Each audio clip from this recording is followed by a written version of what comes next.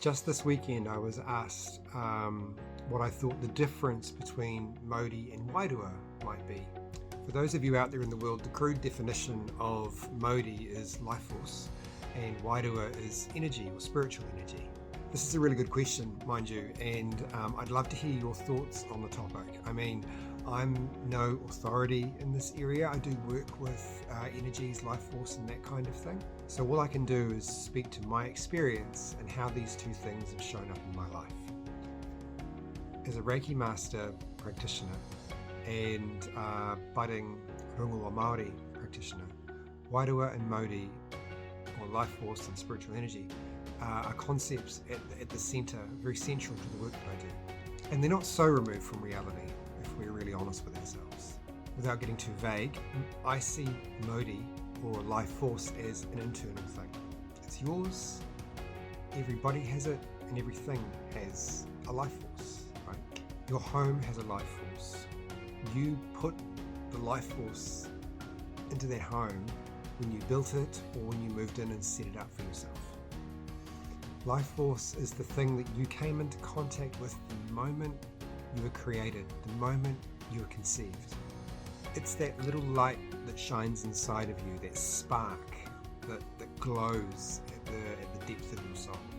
Life force is something that you feel when you walk into a room. You feel it when you meet someone for the first time. Attraction could be described as a life force thing, so when you're attracted to a person, your life force meets theirs on the same level or on the same vibration. When you talk to a person and you're on the same wavelength, when you meet a person and you're on the same wavelength and you have similarities between you that you can't quite describe, you feel like you've been connected all your lives. That is your life force connecting with theirs. With that in mind, Mauri, or life force, can be built up, and it can also be diminished by this thing that we call trauma. Perhaps it's a person, a place, an experience, or a thing that's diminished your Mauri or diminished your life force and dampened or rather dimmed that light that shines inside of you. And likewise, your words and actions can diminish the life force or the Mauri of somebody else. On the other side of that coin, your life force, your spark, the little light inside, can be enhanced and shine brighter by the actions of those people around you, the supports, the love, the emotion. It can also be enhanced and built up by your own actions, your own generosity, for example, and kindness. And this is where my work is, enhancing your life force and finding your spark. Now, I see Wairua, or spiritual energy, on the other hand, as an external thing. Energy or spiritual energy cannot be created or destroyed, right? It's always there, it's always around. And it changes from one thing to another. It changes from negative to positive, for example. So I see Wairua, or spiritual energy, as an external thing. It's an energy that cannot be created or destroyed, but it can be changed from one thing to another. Negative to positive. With that in mind, I do see energy as negative or positive. Not that one thing is good or bad. Think of the opposite poles of a magnet, or yin-yang, even opposite poles of the earth that we live on. Now, positive energy is masculine by its nature, and it's felt as a warm sensation.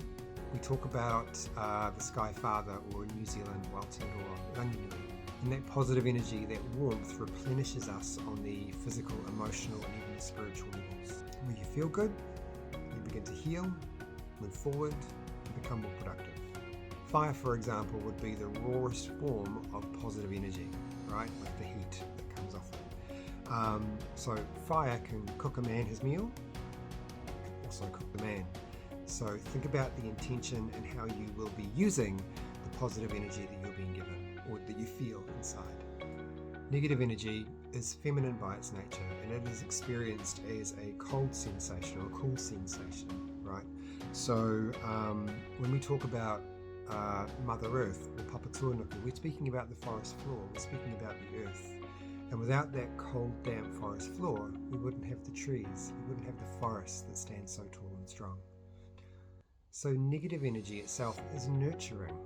It removes blockages and allows us to change change the energy within us, transmute it, if you like, into something else, something more productive, something stronger, something more positive.